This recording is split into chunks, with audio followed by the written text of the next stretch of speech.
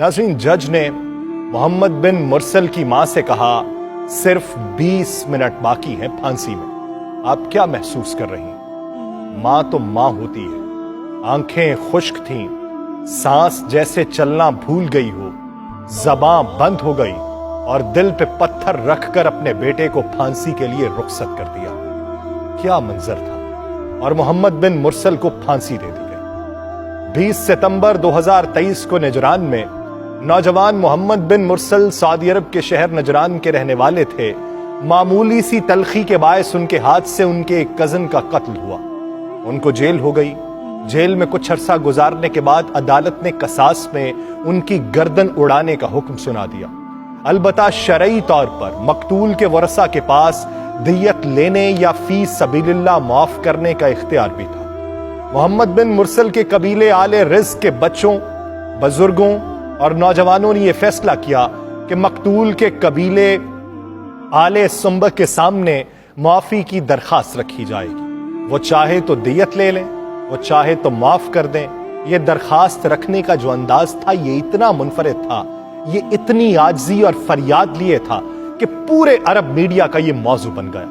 मोहम्मद बिन मुरसल के कबीले के छोटे बड़े बुजुर्ग बच्चे सब मकतूल के दरवाजे पे पहुंच गए। मकतूल के वरसा को बुलाया गया।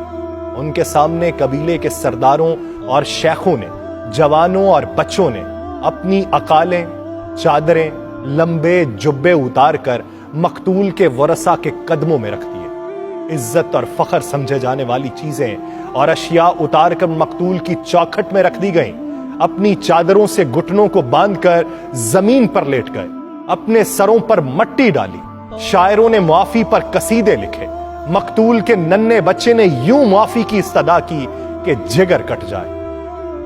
और जितनी चाहे दियत की पेशकश की गई। पूरा सऊदी अरब बोल पड़ा कि माफ किया जाना चाहिए। शरीयत ने दियत और माफी का ऑप्शन भी तो रखा है, लेकिन मकतूल के वरसा ने ना तो माफ किया और ना ही दियत लेने पर राजी हुए। चुनाचे आज से कुछ दिन पहले 20 सितंबर को नौजवान मोहम्मद बिन मुरसल की गर्दन कसास में उड़ा दी गई। ये पहला कातिल था जिसके लिए पूरे मुल्क में मगफिरत की दुआएं हो रही थी। लोग हमदर्दी का इजहार कर रहे थे, लेकिन दूसरी जानिब कानून अपनी जगह कितना मजबूत था कि सब कुछ होने के बावजूद भी नाफिज होकर रहा। लेकिन वो कौमें तरक्की करती हैं जहां पर कानून किसी के लिए दो राया ना हो, जहां पर कानून सबके लिए बराबर हो, जहां पर शहजादों के लिए भी कानून वही हो जो उस मुल्क के एक आम बासी के लिए। तो वो कौमें तरक्की करती हैं, तो तरक्की करने के लिए कानून को नाफिज करना पड़ता है, तफरीक को खत्म करना पड़ता है। जब तफरीक खत्म नहीं होगी तब कोई कौम आगे नहीं बढ़ सकती, तब रेवड़ कौम में तब्दील नहीं हो सकता। वो हुजूम तो बने रह सकते हैं, कौम बनने में वक्त लगता है।